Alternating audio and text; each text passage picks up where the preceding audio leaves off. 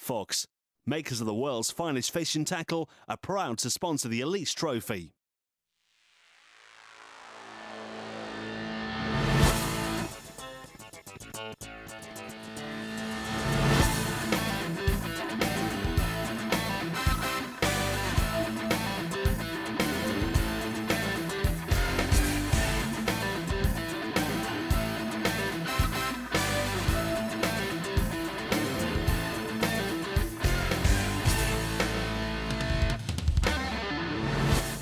Welcome to the Lotus on Track Elise Trophy from here at Donnington Park. It's midway through the season and we've seen many different faces on the podium, which means it's really hard to place your bets on who's going to win this weekend. To find out, I had a little chat with some of the drivers.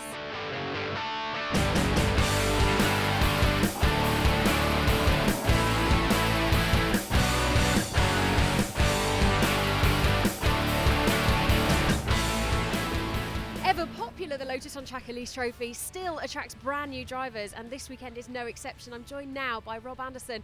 Rob, this is your first race? Yes, it is, yep. And there's a bit of a story with your entry this weekend. It's for charity, isn't it? Yes, there's another guy here racing, two of us doing our first novice race. The cars have been kindly donated by their owners and hoping to return it in the same number of pieces it is now. Which charity is it you're supporting? It's Little Havens Children's Hospice, which is it's the club that's running this is their main sponsor, and they do other events through the year. Matt, you got the Go Faster hat. How's your season? Oh, it's been good fun, actually. I haven't been terribly competitive. Had a couple of tenths, which has put me first on the grid once or twice. But no, it's been great. It's good. Good battle mid-pack with various people. And we've seen quite a few different podium faces as such. We haven't seen a consistent winner this year. What's your prediction for who might win today? Well, I was going to say Steve Williams, but he's been put to the back for cheating. So I think it's probably going to be Martin Donnelly, but Marcus is going to be somewhere up there as well. He's going to give him a good run for his money. How's it going for you this year? Very good. A bit of production, a bit of modified. It's great fun. And did you get confused today and take your modified car out in the production qualifying? What happened? We ran the wrong map on the car, and we've been caught slightly overpower, two horsepower. But the rules are rules, so you know. So you've been sent from second on the grid to the back. Yeah, naughty boys share at the back of the class, so it should be a little bit more interesting, though, shouldn't it? Well, best of luck from the naughty boy corner. Thank you very much. Well, it's time now for race one, and this man here, Rob Anderson in car number 60, is joining us for his very first race of the series. And taking pole position, it's Martin Donnelly, very experienced Lotus driver, who's sure to be first into Redgate, but only time will tell. Here's David Addison.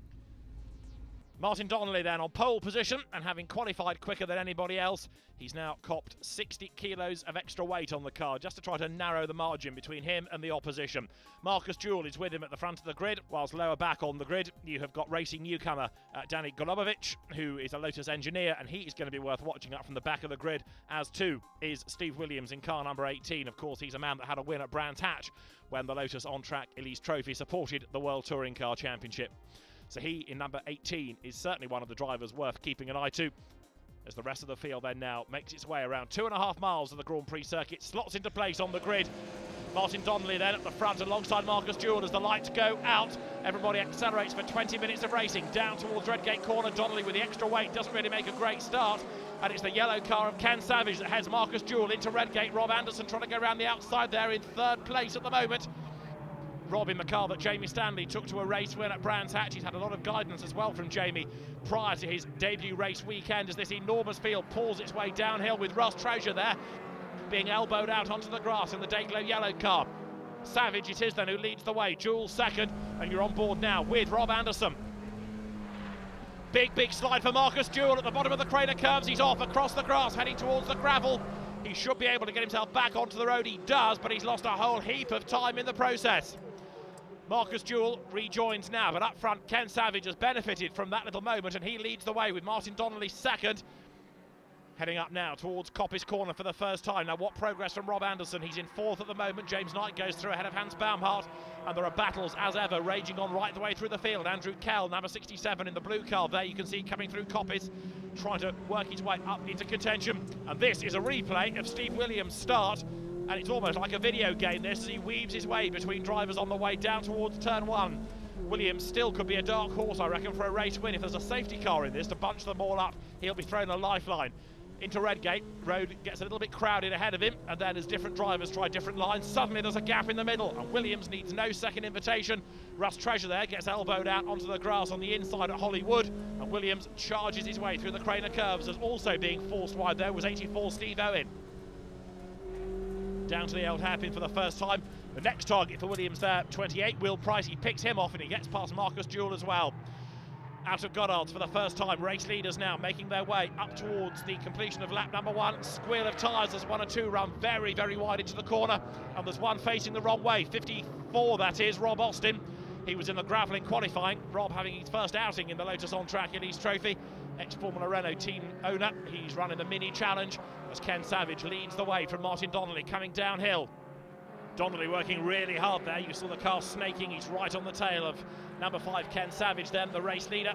And Ken has yet to score a race win this year as the 2 leading cars then now make their way up towards Schwantz Curve. There, back into the race is Rob Austin. Turns his way down towards Redgate. And inspired by Mark Spello, against whom he's raced in other categories, he's turning his attention now to Lotus Racing. The car just a little bit smoky as you're on board now with Rob Anderson. 4th as he turns through Fogarty's and loses out there, because up and past him comes Mick Edwards.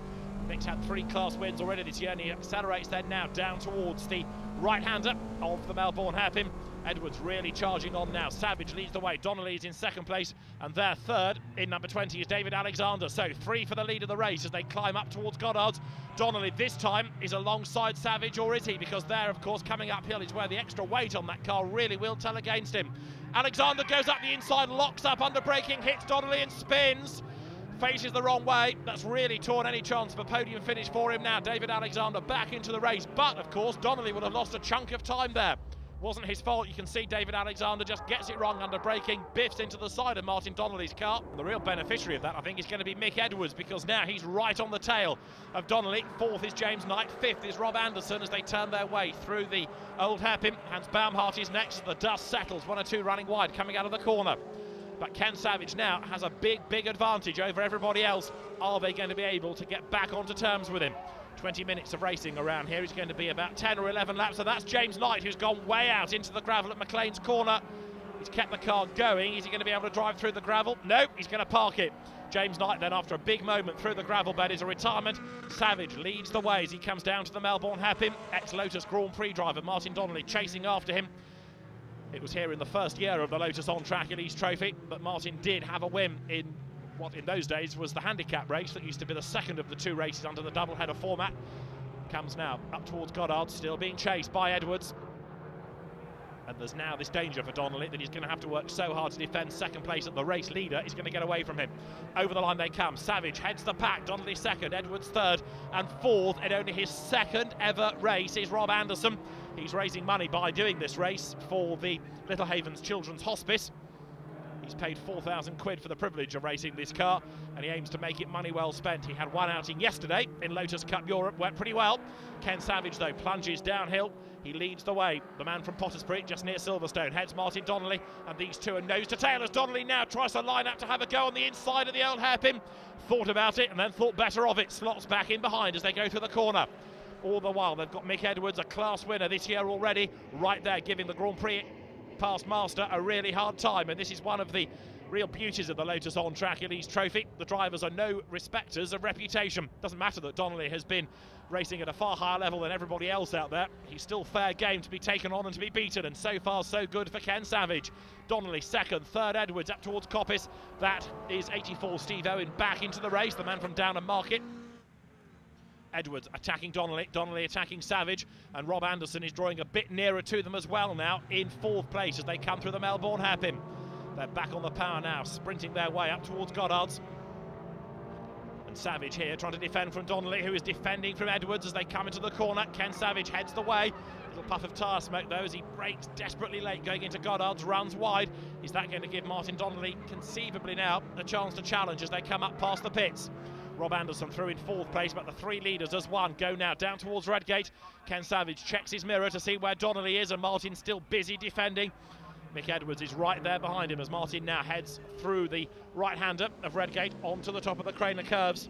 Tess Howell heads into the pit lane, and that rather looks as though it could be retirement for her. Tess Howell then going no further. We've also lost from the race the car of Chris Pearson that was parked just up ahead of her, having pulled off on the run towards Redgate. Now this is Martin Donnelly's view, and that's Mick Edwards going past him on the way down towards Fogarty's. A change for second place, but look, it's almost 4 for the lead now. Savage, Edwards, Donnelly and Anderson is the leading quartet. Martin Donnelly sprinting his way then now to Fogarty's, trying to get second position back, but as long as they're squabbling like this, it's giving not only Savage the chance to pull away, it is giving Rob Anderson in his second ever race a chance to close up. Down through the Melbourne hairpin they come. Ken Savage once more heads the pack. It was ever thus really in this race so far, but now it's a different driver in second place. And can Mick Edwards do anything about Savage? I reckon the answer is yes, because as they come up towards Goddard's, he's shaking off Donnelly, and he's just edging a little nearer now to the back of the yellow car of Ken Savage as they come across the line. Savage past the pits, Edwards is second, Donnelly is third, Anderson is fourth, and a small gap back to the next cars coming across the line, which involve, as you can see, 41 going through there, which is Stuart Kirkbride, and number 9, Martin Roberts, as ever, with his open face helmet, also looking to gain ground as he turns now into Redgate corner. Just ahead of him is Gary Broad. Through Hollywood now, plunging downhill once again. Broad under real pressure here from Martin Roberts. Leading the way, though, is Ken Savage, looking for a maiden win in the Lotus On Track Elise Trophy, but Mick Edwards has got other ideas about this, because the top 2 now run as one, heading into Coppice, and Martin Donnelly, after all his many, many years of experience, is being given a hard time by a man in his second ever race. Donnelly comes out of Coppice, and right there behind him now is Rob Anderson. Anderson's view, Donnelly ahead, down towards Fogarty's. This is the fight for third place. Rob Anderson goes to the outside line, but Martin Donnelly is just going to be able to defend as they turn their way through the corners. The Lotus On Track Elise Trophy here at Donnington continues right after the break.